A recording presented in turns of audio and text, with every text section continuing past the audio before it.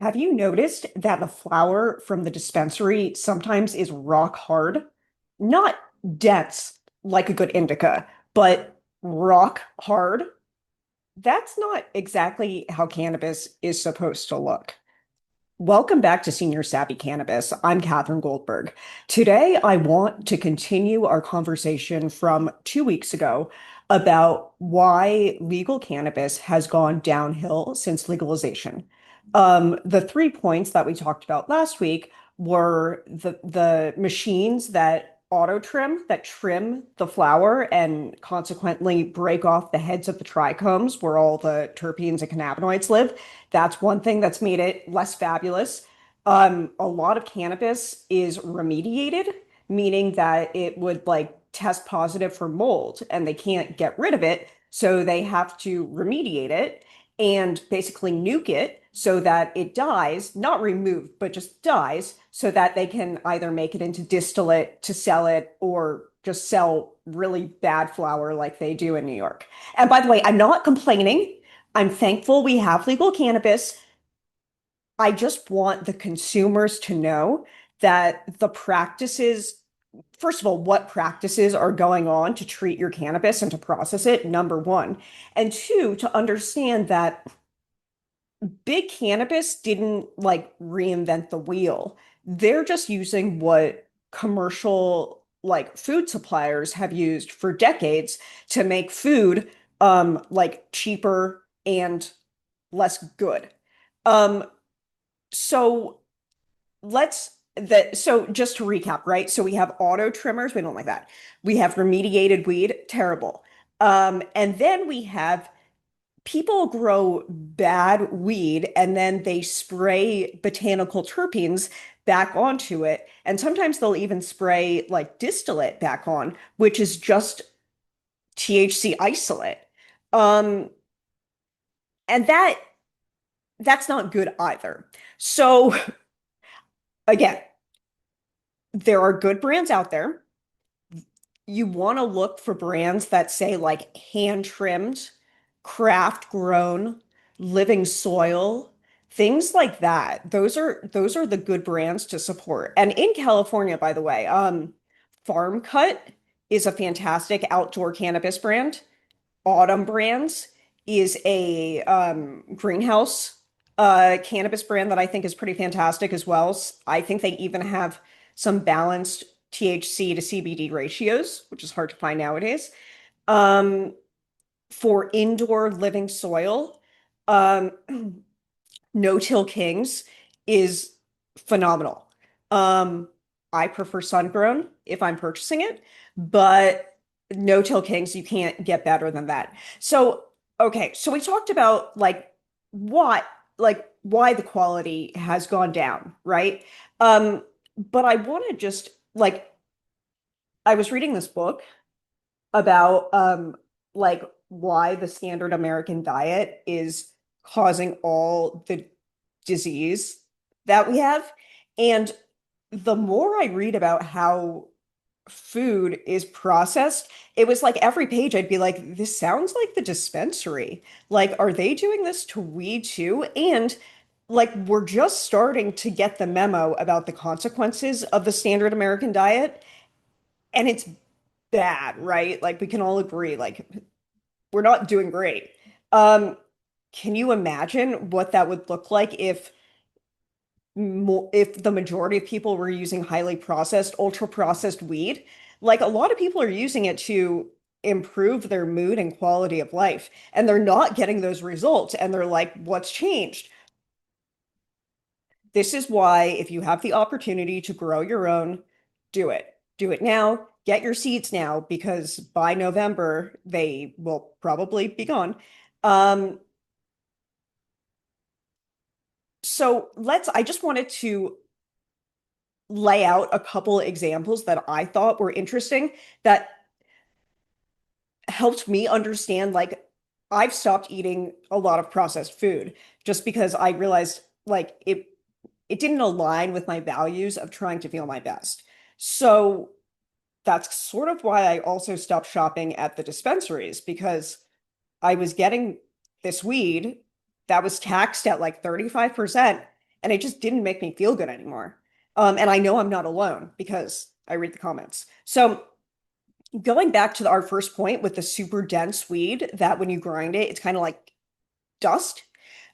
This is because of the synthetic plant growth regulators. There are um, not synthetic plant growth regulators that a lot of people will use. The examples are like oyster shells, kelp, but the synthetic plant growth regulators basically are like hormone disruptors. So it prioritizes the plant to be short and really crowded and dense at the expense of everything else, like terpene development and minor cannabinoid development. So even if the genetics have the potential to develop cool terpenes, when plant growth regulators are used, it's limiting the potential for those to come out.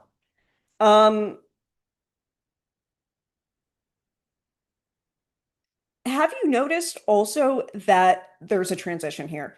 Oh, by the way, sorry, I'm visiting my parents. So that's why I'm in a different location and it's taking me a second to collect my thoughts, but that's okay. Um,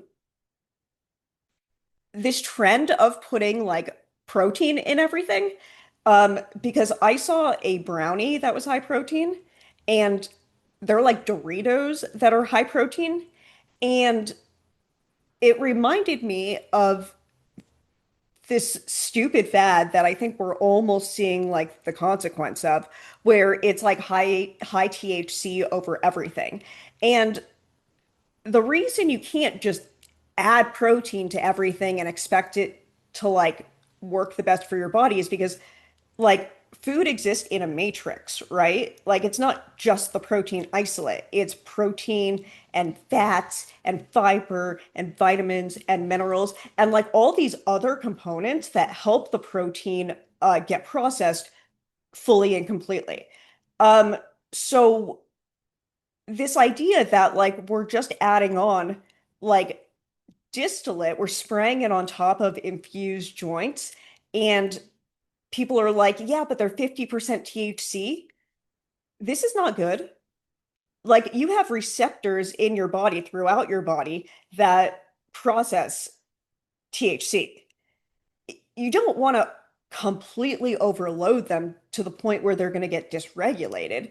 Like when you use THC with a little CBD, the whole system works better.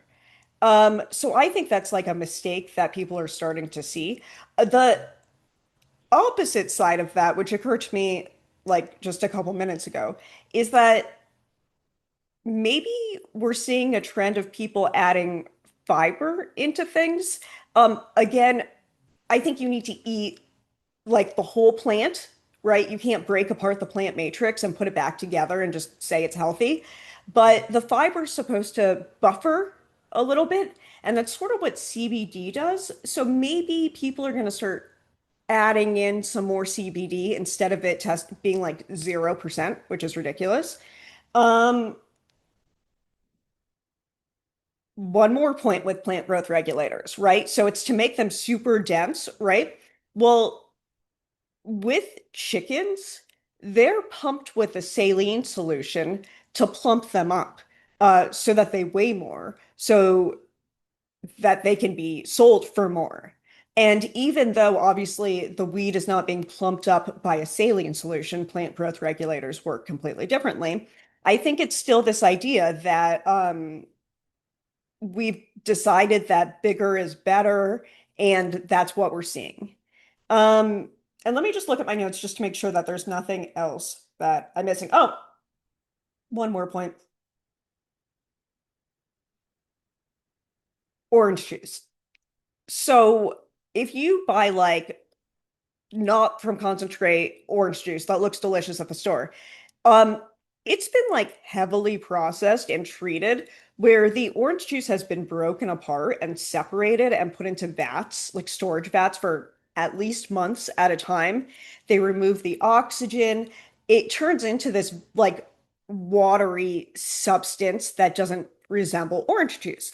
So what the companies have figured out a long time ago is that they have these flavor packs that they add back in, and then that's sold as orange juice, and it's the taste that we associate with orange juice.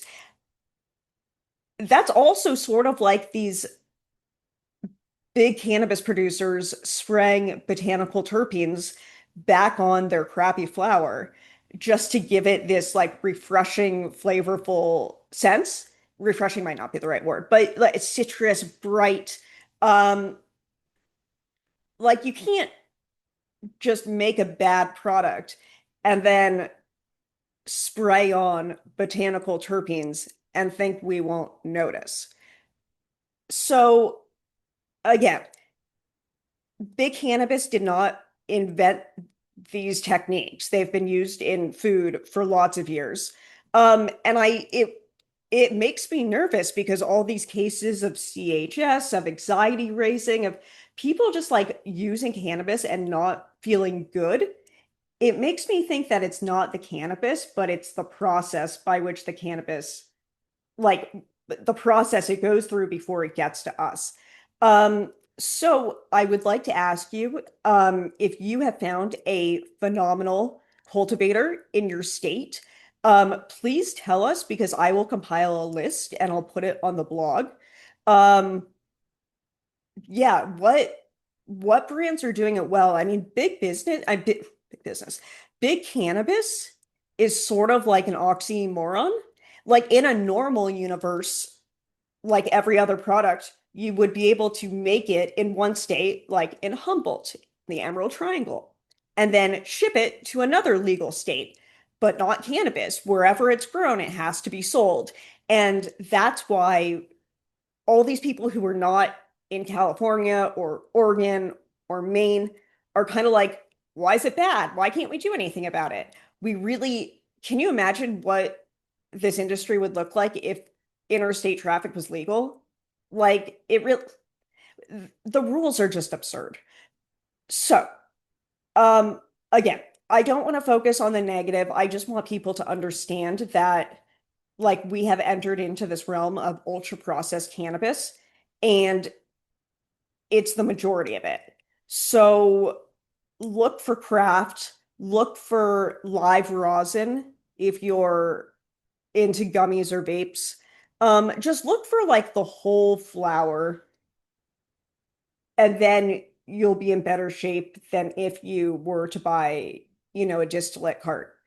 Um, so I hope that makes sense. I hope it's interesting, and I hope it encourages a lot of you to try growing for the first time if you are in a state where it's legal. Um, yeah, and we vote with our dollars. So we really are at this impasse where we're telling the brands and the shops what we want, and we'll see how they respond. And I think that's the best we can do. Thanks for watching, and I'll be back next week. Bye.